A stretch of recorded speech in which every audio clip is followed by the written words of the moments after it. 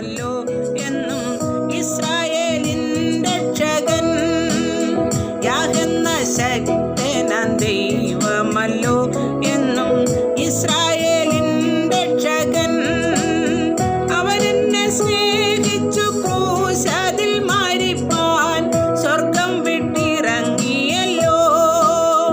അവനെന്നെ സ്നേഹിച്ചു ക്രൂശിൽ മരിപ്പാൻ സ്വർഗം വിട്ടിറങ്ങി. സുഭാഷിതം.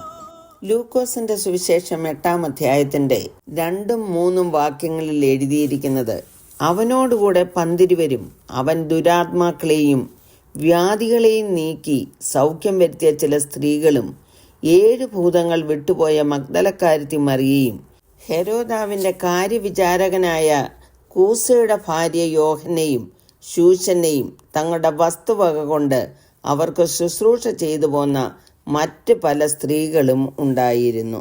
യേശുവിനോടൊപ്പമുള്ള യാത്രയിലും ശുശ്രൂഷയിലും സ്ത്രീകളുടെ പ്രാധാന്യത വിവരിക്കുന്ന ഒരു ഭാഗമാണ് ലൂക്കോസ് ഇവിടെ എഴുതിയിരിക്കുന്നത്. യേശുവിൻ്റെ കാലത്ത് യഹൂദ റബിമാർ സ്ത്രീകളെ പഠിപ്പിച്ചിരുന്നില്ല.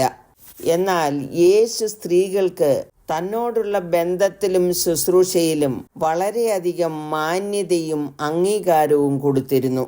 അവരെ തൻ്റെ കൂടെ സഞ്ചരിക്കുവാനും ശുശ്രൂഷകളിൽ സഹകരിപ്പിക്കുവാനും യേശു തയ്യാറായി.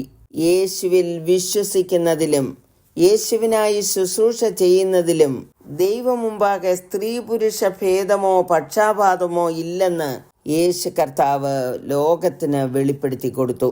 നാം വായിച്ച വാക്യത്തിൽ നിന്നും മഗ്ദലക്കാരത്തി മറിയയെ 7 ഭൂതങ്ങൾ ബാധിച്ചിരുന്നതായി കാണുന്നു.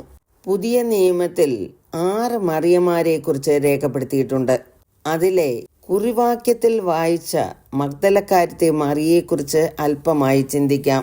ഗലീല കടൽ തീരത്തായി സ്ഥിതി ചെയ്യുന്ന ഒരു സ്ഥലമായിരുന്നു മഗ്ദല എന്ന ദേശം.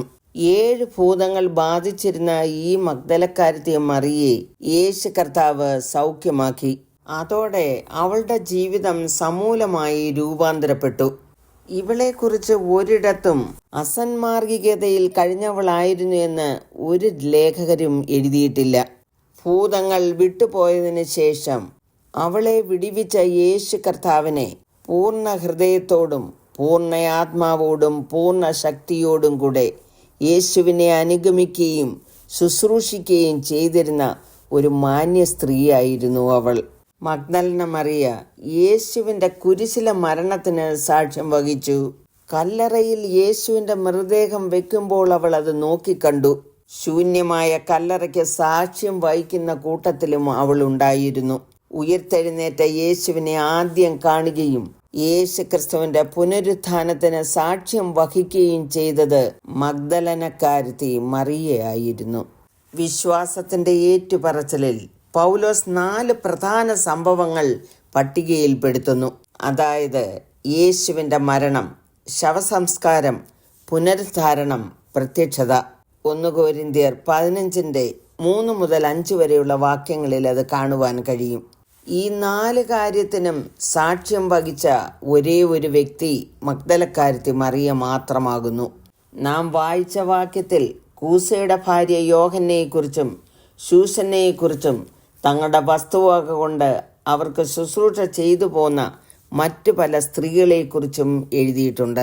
യേശു കർത്താവിൽ വിശ്വസിച്ച് കർത്താവിനായി ശുശ്രൂഷ ചെയ്യുന്ന ഏവരെയും ദൈവം അംഗീകരിക്കുന്നു. പൗലോസ് പറഞ്ഞിരിക്കുന്നത്, ക്രിസ്തുവേശുവിലെ വിശ്വാസത്താൽ നിങ്ങൾ എല്ലാവരും ദൈവത്തിൻ്റെ മക്കളാകുന്നു. ക്രിസ്തുവിനോട് ചേരുവാൻ സ്നാനമേറ്റിരിക്കുന്ന നിങ്ങൾ എല്ലാവരും ക്രിസ്തുവിനെ ധരിച്ചിരിക്കുന്നു. അതിൽ യഹൂദനും യവനനുമെന്നില്ല, ദാസനും സ്വതന്ത്രനുമെന്നില്ല, ആണും പെണ്ണും എന്നുമില്ല. നിങ്ങളെല്ലാവരും ക്രിസ്തുവേശുവിൽ ഒന്നത്രേ.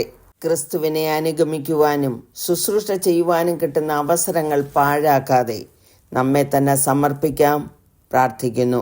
കരുണയുള്ള പിതാവേ, മഗ്ദലക്കാരത്തി മറിയെ പോലെ അങ്ങയിൽ വിശ്വസിക്കുവാനും അനുഗമിക്കുവാനും ശുശ്രൂഷിക്കുവാനുമുള്ള ദൈവകൃപ അടിയങ്ങൾക്ക് നൽകണമേ എന്ന് യേശു ക്രിസ്തുവിൻ്റെ നാമത്തിൽ അപേക്ഷിക്കുന്നു.